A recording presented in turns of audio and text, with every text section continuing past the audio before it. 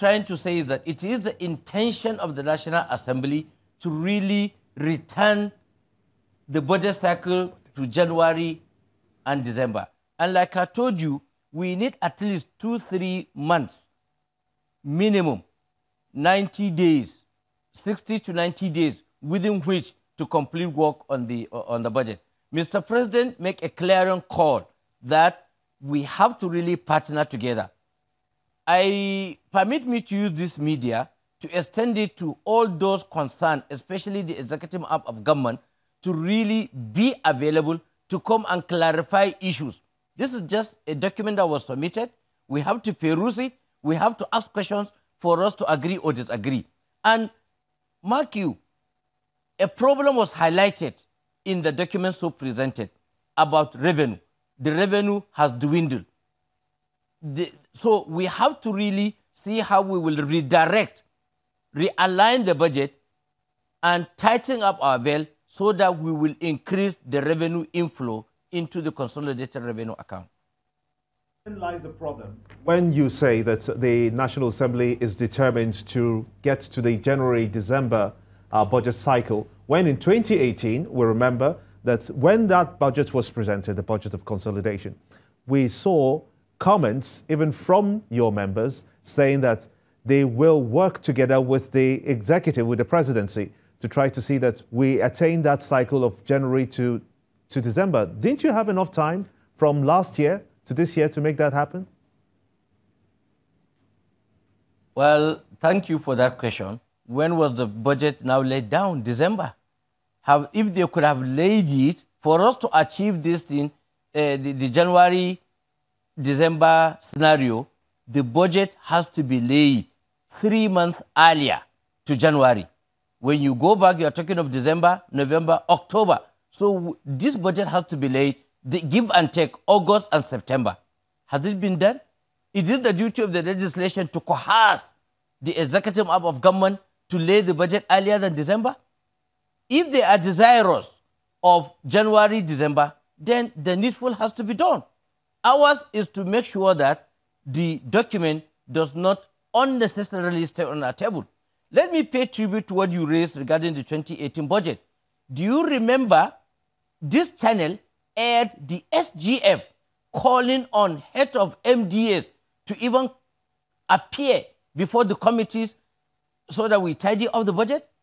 We have to complain to Mr. President. Mr. President has to direct his Secretary of the Government of the Federation to further issue a kind of a notice and a call to the head of MDAs. So everybody should be up and doing. It is a kind of a reciprocating kind of a scenario. If one lay down and lie down, then the others cannot, cannot prosper. So all of us have to be up and doing. So my calling is that the head of agencies, what we suggested to them was not been done. If behind the scene, they have engaged the relevant committees in bringing this document, by the time this document comes, we are already, in the knowing. So it will take us little or no questions because these are documents that were prepared with our knowledge, though unofficially. And for us to constitutionally, no any member should have access to that estimate until Mr. President laid it. Honorable, the way it is right now, from the 2018 budget and now this budget that's coming here, the processes that led to the passage of the 2018 budget highlighted a couple of things, that there's friction between the executive and the legislature. But you've said here now that you will do all, the National Assembly will do all it can to pass this budget before the elections. But is there a chance that can happen in the face of this obvious friction between the legislature and the executive, even till now? Well, part of it is for the executive to be a little bit accommodative. A little bit accommodative. What do I mean by that? Let us parley together. When we invite you, supply information in time and don't introduce unnecessary argument. So when documents or questions were answered as at when asked, then it will really, the ball now will be in our court. And I'm telling you, we are going to accelerate. The experience of the 8th Assembly, we are now almost, this is almost our 4th budget. We did the 2016, 2017, and 2018. We have gathered enough experiences to avoid the pitfalls. But we are determined, like I said, to see that we do all things possible to make sure that this document has emerged as a budget, and Mr. President ascended it within the shortest possible time.